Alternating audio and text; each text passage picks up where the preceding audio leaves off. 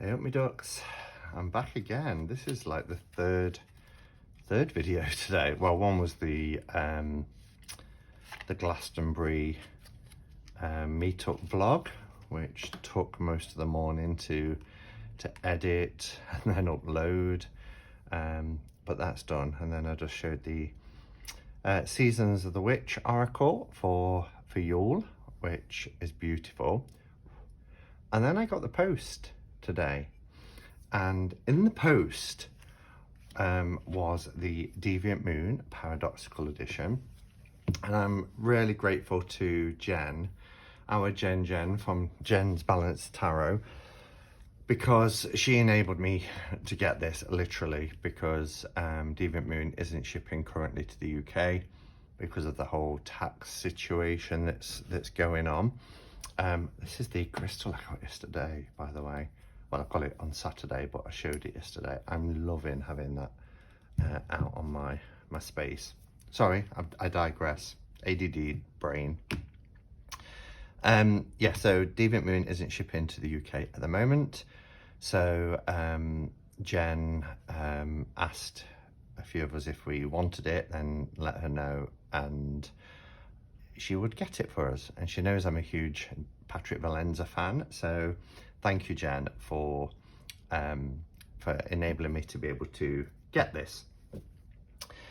So you've probably already seen this. It has been out for a while now, but what I thought I'd do is just do a flip through, but I wanted to do a side by side with my original Deviant Moon, which everybody knows how much I love this deck. Absolutely one of my first and one of my favorites. There was this art card in as well, which I'm not sure if this is going to perhaps be in the Deviant Moon Oracle, but it's also got a paradoxical side to it, which is really interesting. I'm going to have a closer look at that. So yeah, I thought we could take a look and see what it's like and compare it with the Deviant Moon, and I will come back after that and share my thoughts as per usual. So it's got a tuck box. Now the Deviant Moon original also has that. You can get bigger boxes, but they still come with a little tuck box in if you buy the sets, and that tends to be the bordered sets. There's only 500 of these made. I think I remember reading, because these, Patrick does the Deviant Moon, but they're mass market produced by US Games. The US Games gave permission for Patrick to do a paradoxical edition of the deck.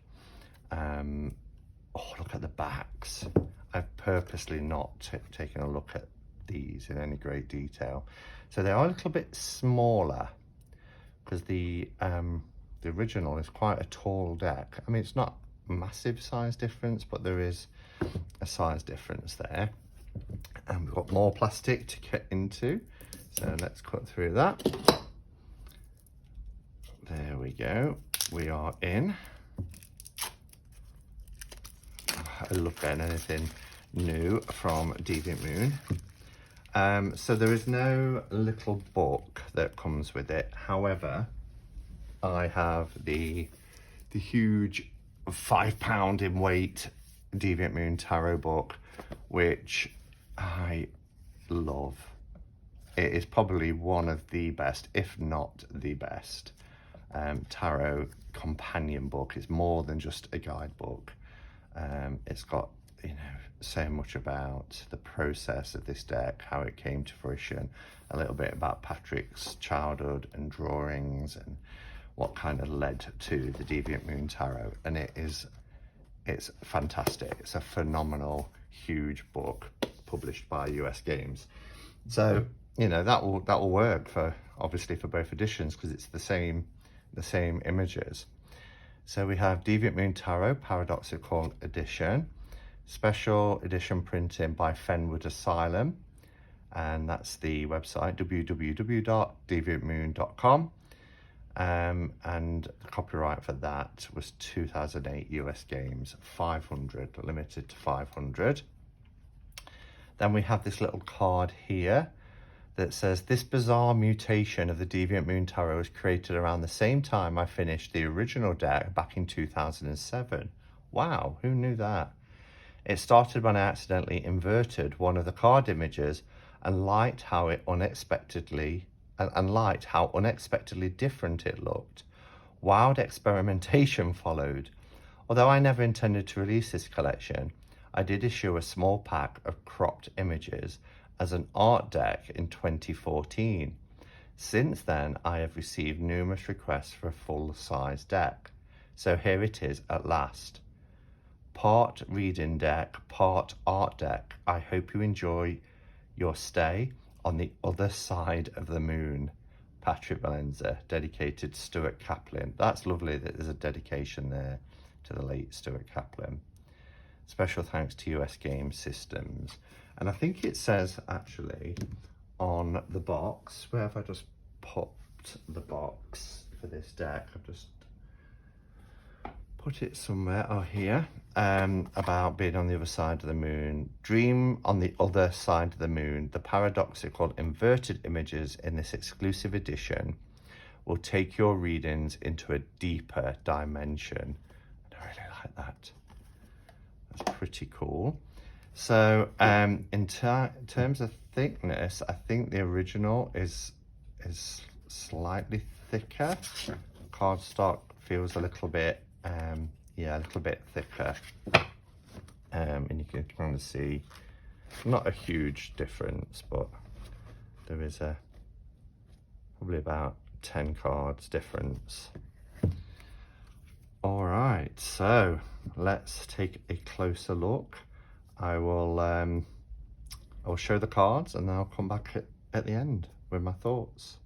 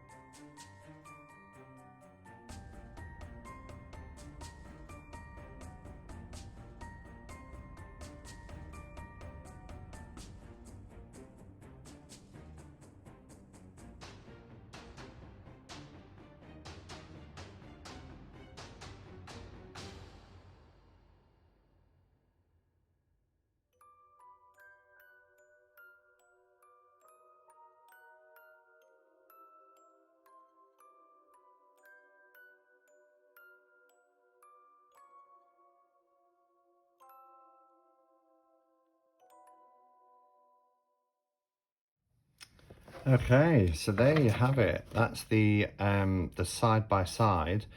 I mean, it's lovely. It's really, really nice. Do I prefer it to the original? No. You know, this deck is, it's a workhorse deck. It's helped me to do a lot of work over the years. It's getting a little bit aged now.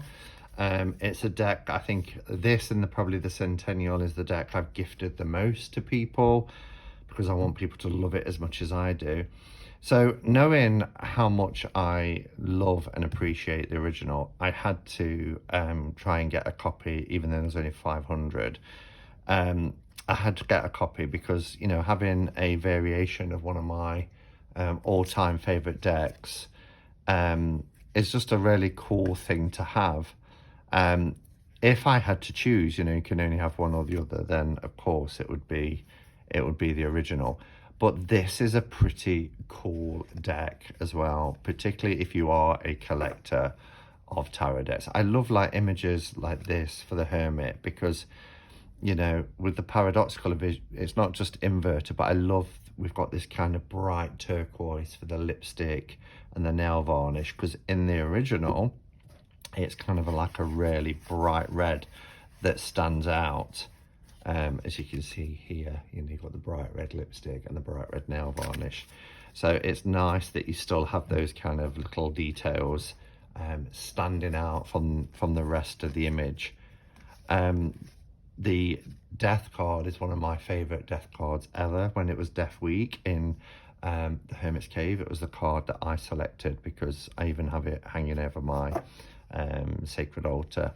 It's incredible. I love how this devil has turned out, you know, the blue with the purple in the background. And yeah, it's just the little details, the changes that are quite effective. Look at how beautiful this orange is on the world card. There's another card that stood out to me. And the aces, all of the aces really popped in this version. I love our lovers here. Really lovely. So the colours are interesting. Look at that, how red the dress is here.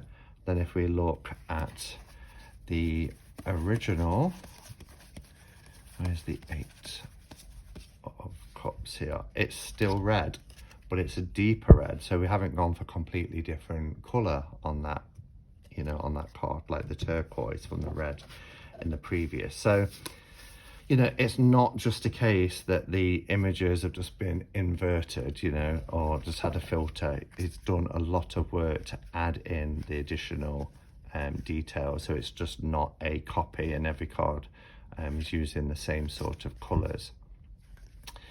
And then we get cards like this, which is like a paradoxical blue.